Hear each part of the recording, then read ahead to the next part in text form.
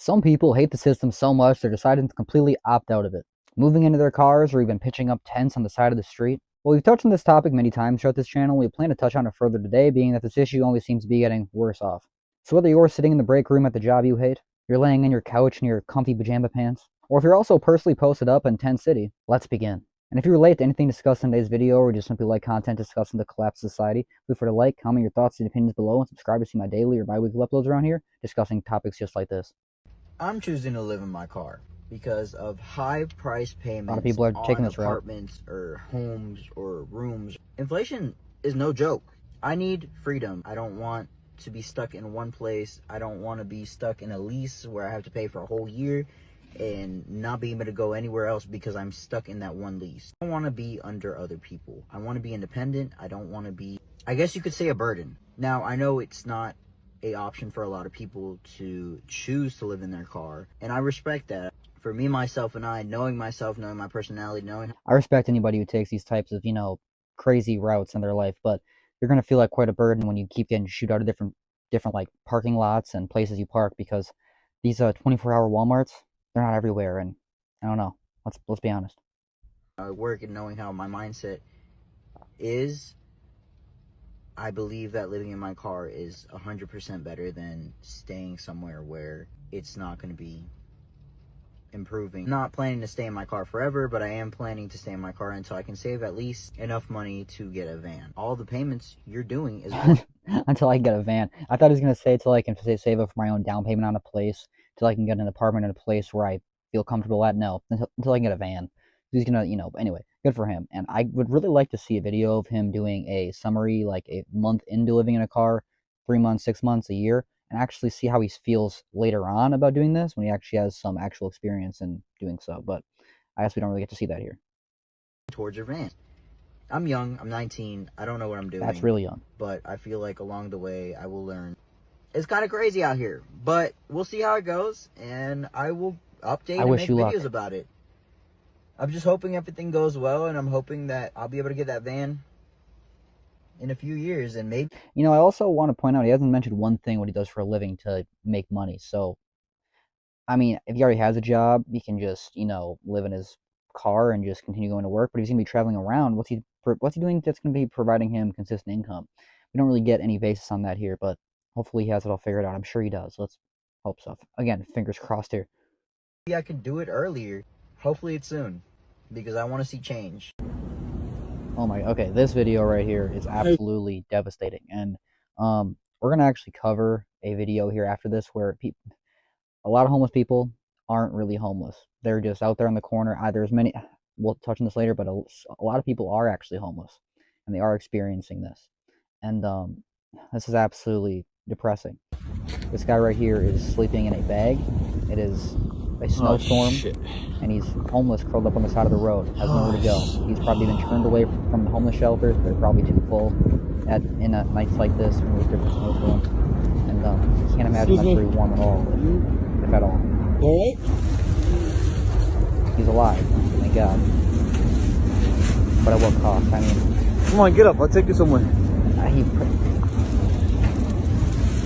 Someone in this position, you can only imagine they probably lost just about all hope. I mean, how degrading can this really feel, being a human being and being in this position, especially in the broad day public? I mean, people are driving by, no one's stopping to help him. Thank goodness this guy did. I wonder what he's going to do before him. Hopefully he can get him in somewhere, by a motel or something, but this is just absolutely bizarre. This is what some places in America have come to, borderline third world country where not every folk is living in high class, that's for damn sure.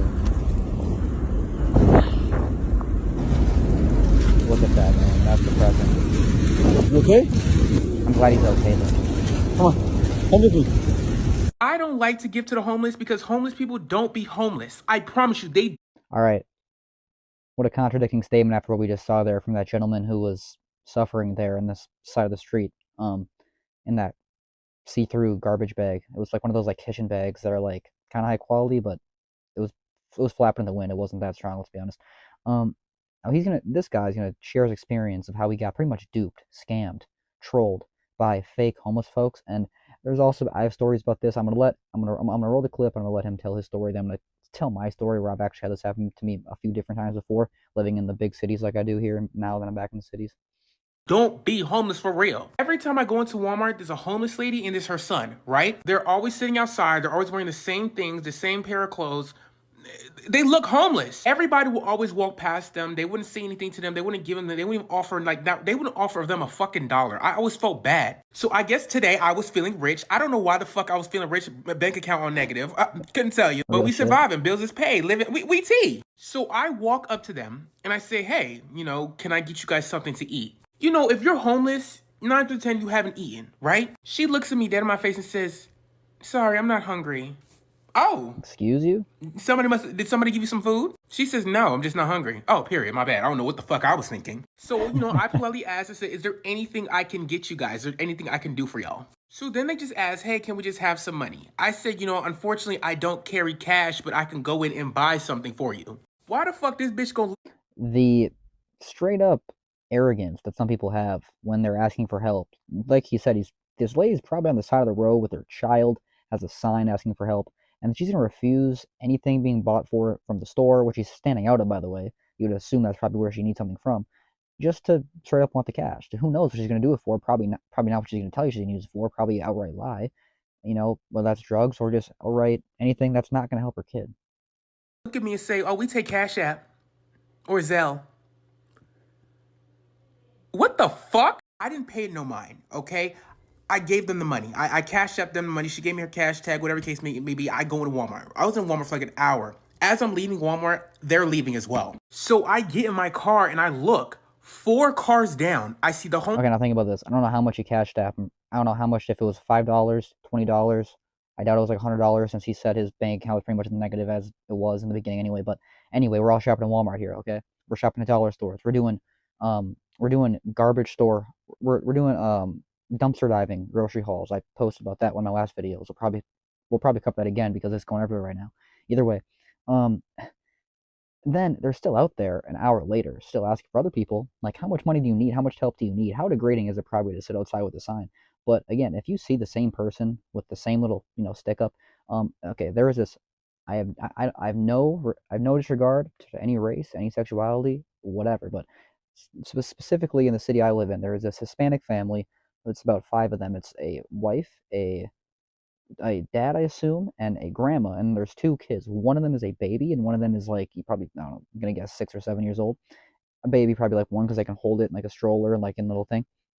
And it's a total bait to get people to feel bad for them to give the money. They're out there every single summer, and they go to the same spots, and it's right in the little local strip of where all the grocery stores and all the businesses, all the fast food places are.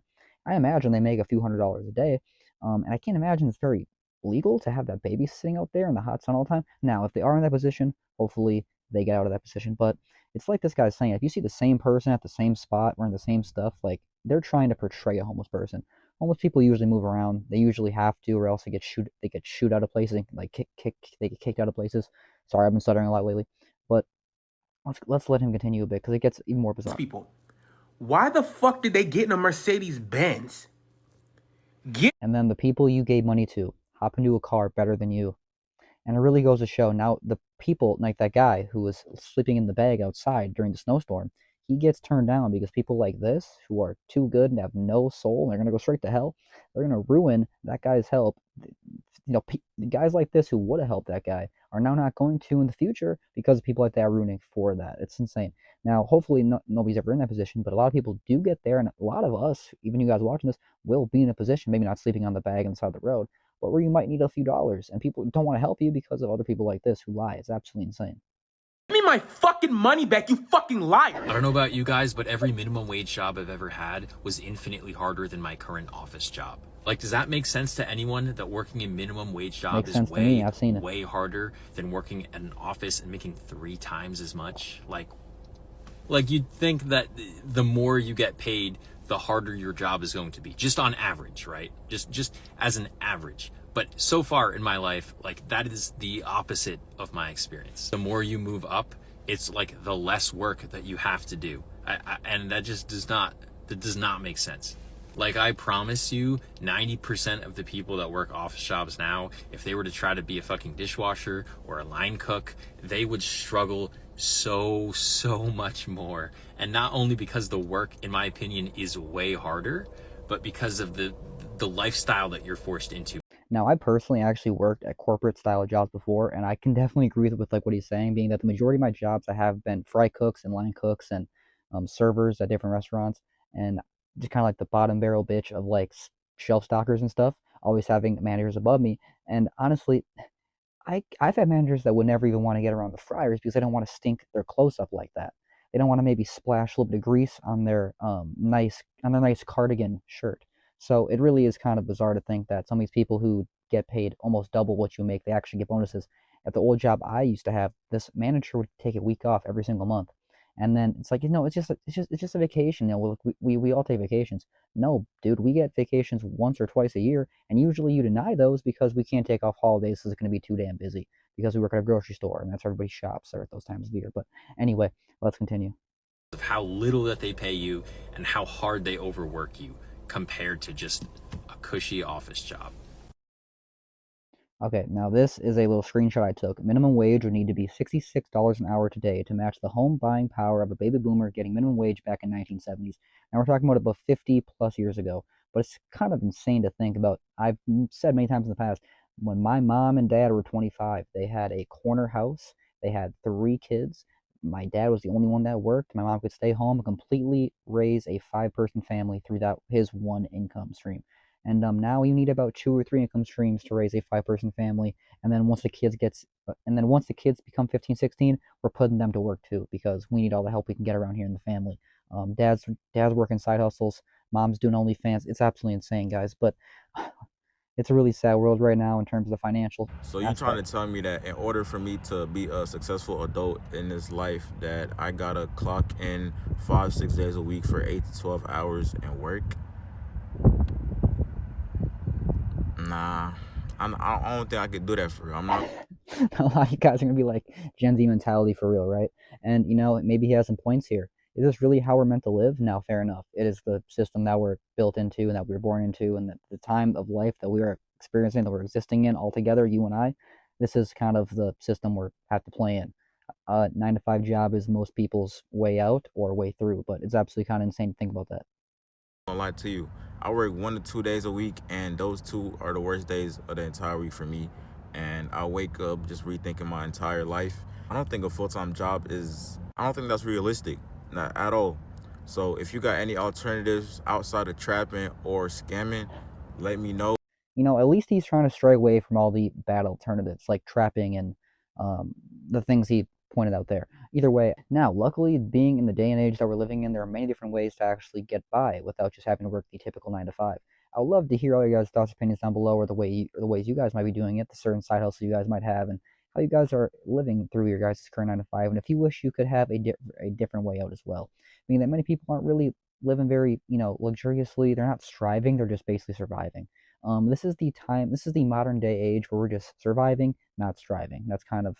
Let me put that into perspective there. Again, let me stamp that in there. Either way, we'd love to hear all your guys' thoughts, opinions down below in the comments regarding the current homeless crisis, the current housing crisis, the cost of living, the job market, bullshit situation, and how everything's just kind of collapsing all overall at once. Either way, I do appreciate you guys watching, and I will see you in the next one.